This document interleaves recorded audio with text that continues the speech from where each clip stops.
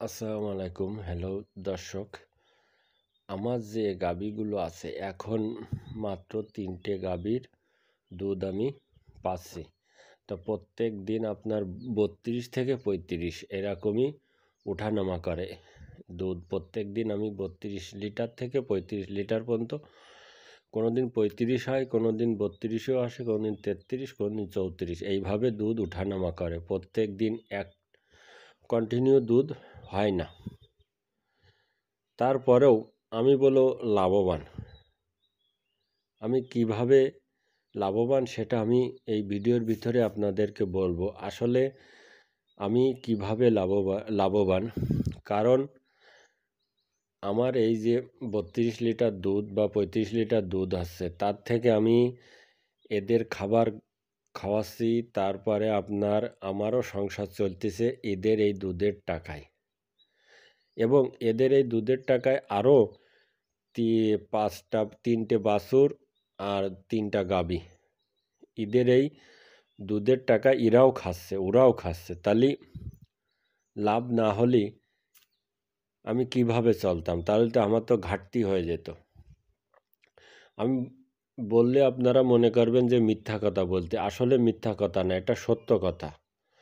কেননা আমার নিজস্ব জমিতে নিজের ঘাস লাগানো। আমি যে সেচ দেব সেটাও আমার বোরিং করা রয়েছে, মোটর।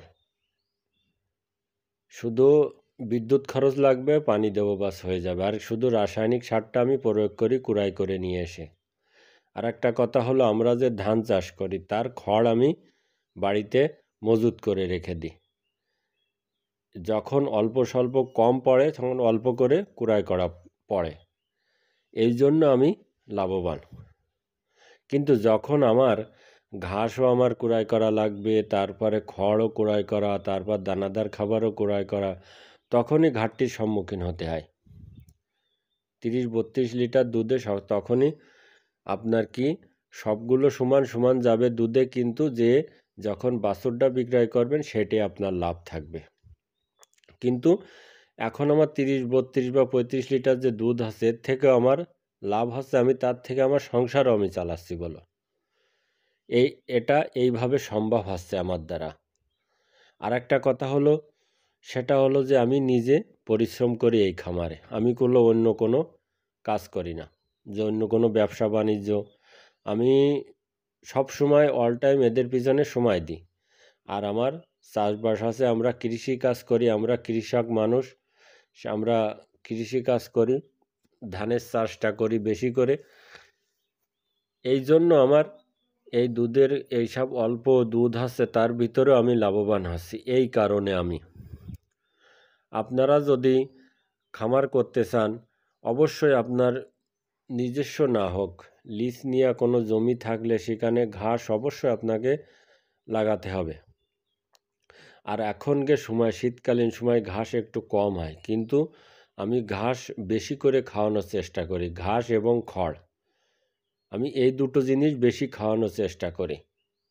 দানাদার খাবারও আছে, যে দানাদার খাবার নেই তাও না, দানাদার খাবারও আছে, কিন্তু আমি বেশি খাওয়ানোর চেষ্টা করি ঘাস এবং খড়।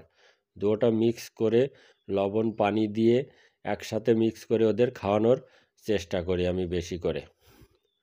অনেকেই অনেকভাবে কথা বলে থাকেন, আসলে ভাই এইভাবে করে তো লাভ হচ্ছে না। আসলে লাভ একটা গাভী থাকলে হবে না, কমসে কম আপনার 3-4টে যদি গাভী থাকে, এরকম কম দুধ হয়, যেরকম 10 লিটার বা 12 লিটার, এরকম কম দুধ হলে 4টে গাভী থাকলে তখন যে আপনি লাভ দেখতে পারবেন। তারপরেও নিজস্ব জমির খড় থাকা লাগবে, ঘাস থাকা লাগবে, তাহলে আপনি লাভটা দেখতে পারবেন। এর আগে আপনি লাভ দেখতে পারবেন না। এই জন্য বলবো যে আপনি যদি খামার করতে চান, প্রথমে একটা থেকে শুরু করুন, তারপরে আস্তে আস্তে করে আপনি গাভীর সংখ্যা বাড়াতে পারেন, বা নিজের বাড়িতে আপনি তৈরি করতে পারেন গাভী। নিজের বাড়িতে যে গাভীটা তৈরি করা হয় সেটাই সবচাইতে বেটার হয়, এবং সেটি সবচাইতে ভালো হয়। এটা মানেন আর না মানেন, অবশ্যই মানতে হবে। হোক কম দুধ, তারপরে নিজের বাড়ির বাছুর থাকলে সেটি সবচাইতে ভালো হয়। সবসময় এটি মাথায় রাখবেন। আর খামার আপনি যখন শুরু করেন না কেন ভাই, বেশি গাভী নিয়ে শুরু করা যাবে না। ১ থেকে ২টা এই নিয়ে শুরু করবেন। তারপরে আপনি যদি আপনার ভালো লাগে, আপনি যদি লাভবান হন, তখন আপনি গাভীর সংখ্যা বাড়াতে পারবেন। ইনশাআল্লাহ আপনি লস করবেন না কোনোদিন। আমার এই ভিডিও ভালো লাগলে সাবস্ক্রাইব করবেন।